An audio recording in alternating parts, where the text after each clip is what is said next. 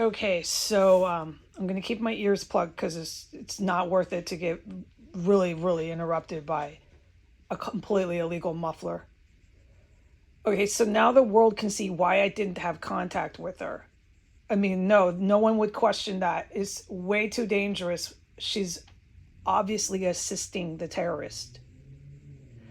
Um, she'll tell the authorities that I'm not smelling anything, that everything that I have witnessed over the course of 4 years is my imagination. She'll tell the authorities who keep coming to my door that I am delusional. She'll completely back them. And it's way too frightening and dangerous for me at that point. So, what I'm going to do is I'm going to keep in contact with her because I care about her well being. And she's clearly involved with fucking terrorists. And I don't know how she got involved with them. I don't know anything. Nobody talks to me. The only people I have contact with are terrorists themselves. And I don't want to call her that, but she's sure talking to them. This morning, there's nobody here. There's absolutely nobody in this house, okay? Yesterday, I couldn't say anything. I woke up around 5:36 like I always do. I go to bed really early. Now, I'm not going to get into everything I heard the night before and all night long. I'm not going to get into that. This place goes 24 hours a day. The banging on that metal pipe, that banging, that goes like that. It's really loud normally. That'll go 3 a.m., 2 a.m. It goes all the time. Like they are always banging and knocking and just doing highly illegal terrorism in here. Okay, so clearly I've got family members that are going to tell authorities that are coming to the door, yeah, no, she's imagining that. So who cares if it's on film? She's still imagining that. And so that's what I mean by I really didn't have contact with her because that was endangering me. She now became a danger to me by telling me I'm imagining women screaming for their lives upstairs as they were killed. I will never forget that night. They killed her at night. They got the prostitute really screwed up on drugs and alcohol, and she died about 5 hours later. Somebody came in who she knew. I witnessed the entire thing. They came into the room above mine. They came in. I heard and witnessed the entire thing. We'll talk about it later. And then she started getting killed, which I thought they were beating her. I didn't realize they were killing her. Okay, and that's when I noticed the homicide starting. And that's exactly the point in time where my biological mother and her husband were telling me I imagined it all. And that I was imagining the dead body I was smelling and just imagining everything. And they started coming after my mental health. And it became really frightening. And then after about 6 months to a year, I had to stop having any contact with her because she became such a danger to me as a witness to violent terrorism. So I don't know what she's involved with. What I want is for her to be arrested so she's safe, so she can tell the proper authorities why she's talking to these people who commit violent terrorism. And so she can be safe. Because I do believe that she has a really good heart. And I do believe, but I don't know, because I don't have contact with them hardly. I believe it's her spouse who's frightening the living life out of her and making her send these bizarre statements in writing to me through text message. Okay. So let me get back to yesterday. Yesterday, again, there was nobody in the house. The house is pitch black dark. No lights are ever turned on.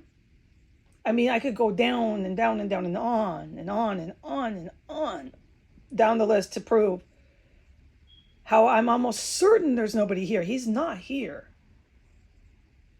Okay, the guy is not here. And if for hypothetical purposes, an argument, if he's here, he's bedridden and he can't turn the lights off and do anything. And then we've heard the woman on film talking about how he's not here and they're looking for all the cats, and then this fake cop impersonating the cop.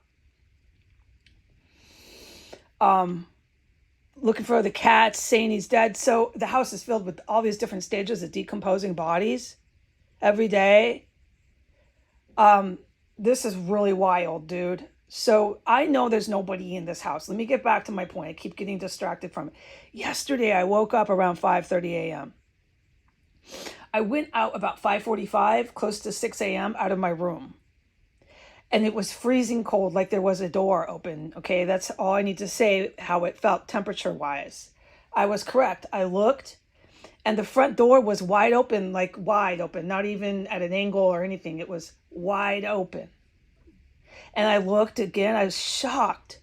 And it was still dark. It was just silver, the sky, and the gate was locked. And I saw down there that little black, not black, I saw the gray and white cat that came on film yesterday that I said was the surviving cat. Because I don't know what's going on in here. And the little gray and white cat was looking, peeking his nose out, looking like, why is the front door open, mama? And it was so cold in the house that the door had to have been open for multiple hours. We are sober adults. I don't need to argue a case on how a house gets cold after the door has been open for a long, long time. I mean, this is it. I have had it. And so the door had to have been opened. Any adult would conclude, at least since 3 a.m. And who opened the door? Because I had closed it with the lock. There's a little lock on there. I'm not going to describe it right now. Someone came in, opened the door. I was so freaked. And then I couldn't say anything. Forbidden to talk about this house. And then all these people come back later on and start making the house smell like different stages of decaying corpses every time they come in.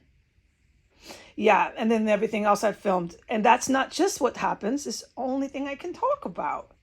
And then also the fumes. The fumes are like constant. Somebody's got their hand on really illegal fumes and they're crazed. They're gone wacky with it. And every fucking 15 minutes, I'm racing in and out of the room. Really sick. And then according to my biological relatives, I'm imagining that too. It's all a delusion. I'm imagining it all. And I have no right to file a court case and summon anybody to court.